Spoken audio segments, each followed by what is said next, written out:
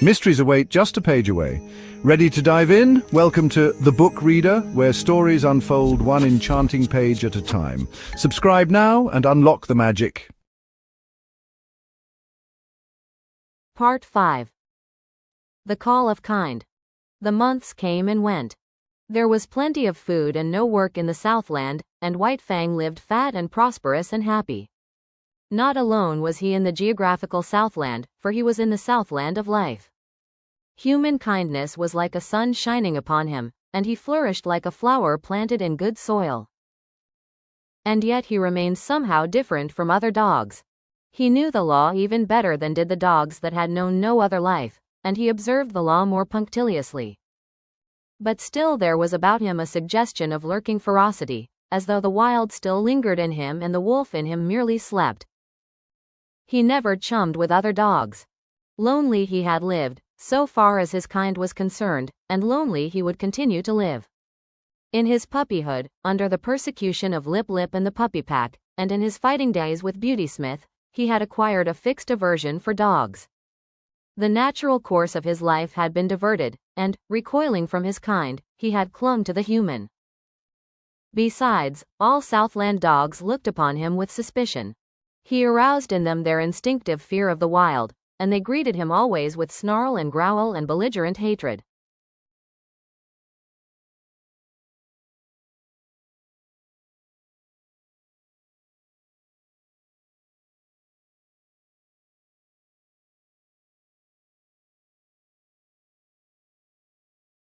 He, on the other hand, learned that it was not necessary to use his teeth upon them. His naked fangs and writhing lips were uniformly efficacious, rarely failing to send a bellowing on-rushing dog back on its haunches. But there was one trial in White Fang's life, Collie. She never gave him a moment's peace. She was not so amenable to the law as he. She defied all efforts of the master to make her become friends with White Fang. Ever in his ears was sounding her sharp and nervous snarl. She had never forgiven him the chicken-killing episode, and persistently held to the belief that his intentions were bad. She found him guilty before the act, and treated him accordingly. She became a pest to him, like a policeman following him around the stable and the hounds, and, if he even so much as glanced curiously at a pigeon or chicken, bursting into an outcry of indignation and wrath. His favorite way of ignoring her was to lie down, with his head on his four paws, and pretend sleep. This always dumbfounded and silenced her. With the exception of Collie, all things went well with White Fang.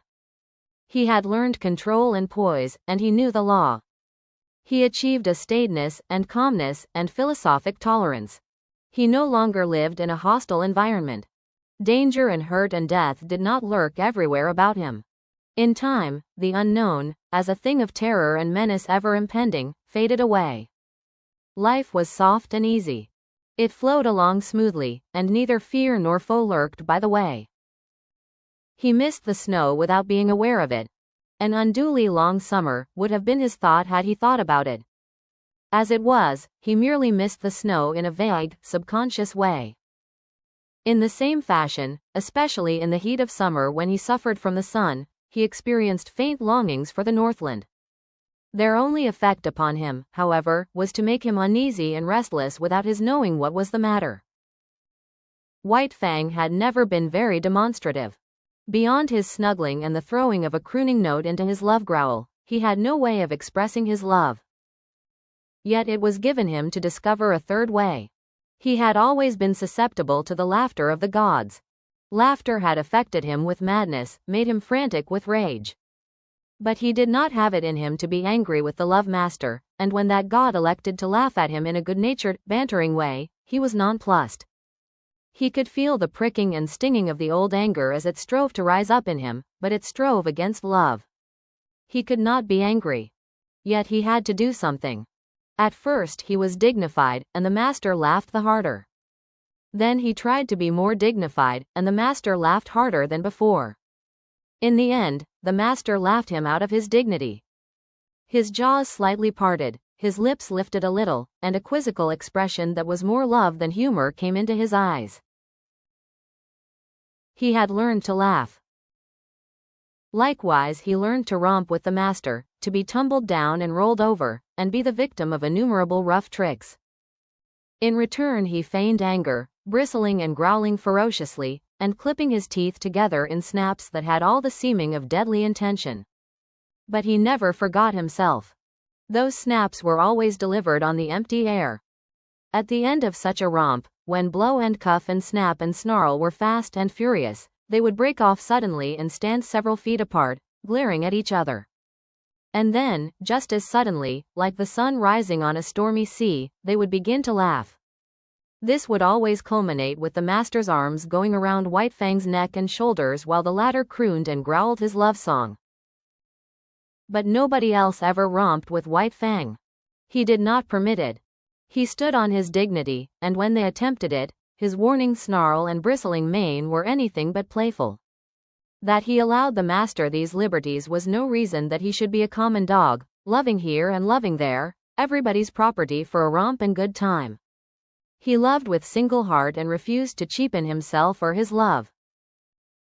The master went out on horseback a great deal, and to accompany him was one of White Fang's chief duties in life.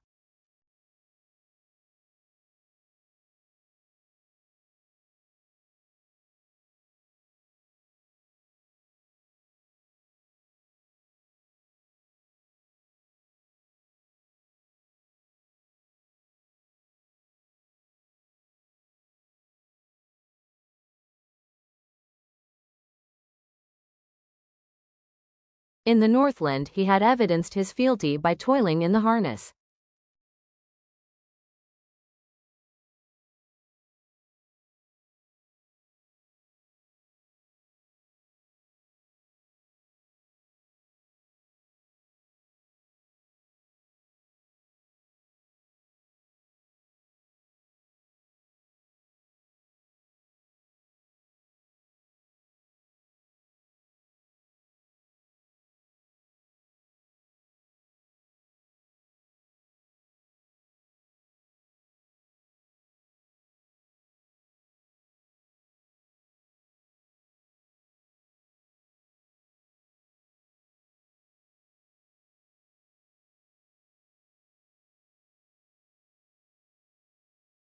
But there were no sleds in the Southland, nor did dogs pack burdens on their backs. So he rendered fealty in the new way, by running with the master's horse. The longest day never played White Fang out. His was the gait of the wolf, smooth, tireless and effortless, and at the end of 50 miles he would come in jauntily ahead of the horse. It was in connection with the riding that White Fang achieved one other mode of expression, remarkable in that he did it but twice in all his life. The first time occurred when the master was trying to teach a spirited thoroughbred the method of opening and closing gates without the rider's dismounting. Time and again and many times he ranged the horse up to the gate in the effort to close it, and each time the horse became frightened and backed and plunged away. It grew more nervous and excited every moment. When it reared, the master put the spurs to it and made it drop its forelegs back to earth, whereupon it would begin kicking with its hind legs. White Fang watched the performance with increasing anxiety until he could contain himself no longer, when he sprang in front of the horse and barked savagely and warningly. Though he often tried to bark thereafter, and the master encouraged him, he succeeded only once, and then it was not in the master's presence. A scamper across the pasture, a jackrabbit rising suddenly under the horse's feet, a violent shear, a stumble, a fall to earth, and a broken leg for the master, was the cause of it. White Fang sprang in a rage at the throat of the offending horse, but was checked by the master's voice. "Home. Go home," the master commanded when he had ascertained his injury. White Fang was disinclined to desert him. The master thought of writing a note, but searched his pockets vainly for pencil and paper. Again he commanded White Fang to go home. The latter regarded him wistfully, started away, then returned and whined softly. The master talked to him gently but seriously, and he cocked his ears and listened with painful intentness. "That's all right, old fellow, you just run along home," ran the talk. "Go on home and tell them what's happened to me. Home with you, you wolf. Get along home." White Fang knew the meaning of home, and though he did not understand the remainder of the master's language, he knew it was his will that he should go home. He turned and trotted reluctantly away. Then he stopped, undecided, and looked back over his shoulder. "Go home," came the sharp command, and this time he obeyed. The family was on the porch, taking the cool of the afternoon, when White Fang arrived. He came in among them, panting, covered with dust. "Whedon's back," Whedon's mother announced. The children welcomed White Fang with glad cries and ran to meet him. He avoided them and passed down the porch, but they cornered him against a rocking chair and the railing. He growled and tried to push by them. Their mother looked apprehensively in their direction. "I confess, he makes me nervous around the children," she said. "I have a dread that he will turn upon them unexpectedly someday." Growling savagely, White Fang sprang out of the corner, overturning the boy and the girl. The mother called them to her and comforted them, telling them not to bother White Fang. "A wolf is a wolf," commented Judge Scott. "There is no trusting one."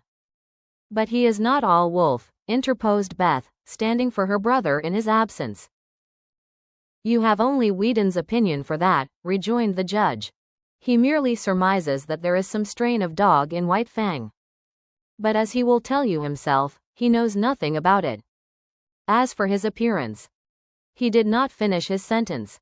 White Fang stood before him, growling fiercely. "Go away. Lie down, sir," Judge Scott commanded. White Fang turned to the love master's wife. She screamed with fright as he seized her dress in his teeth and dragged on it till the frail fabric tore away. By this time he had become the center of interest. He had ceased from his growling and stood, head up, looking into their faces.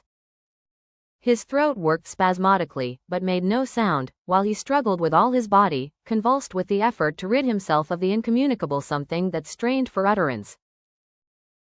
"I hope he is not going mad," said Whedon's mother.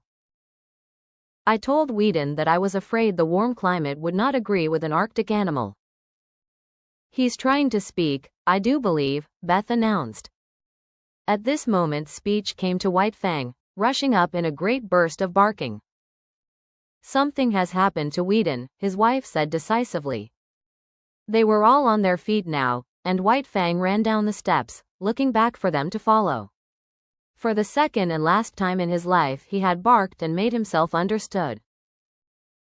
After this event he found a warmer place in the hearts of the Sierra Vista people, and even the groom whose arm he had slashed admitted that he was a wise dog even if he was a wolf.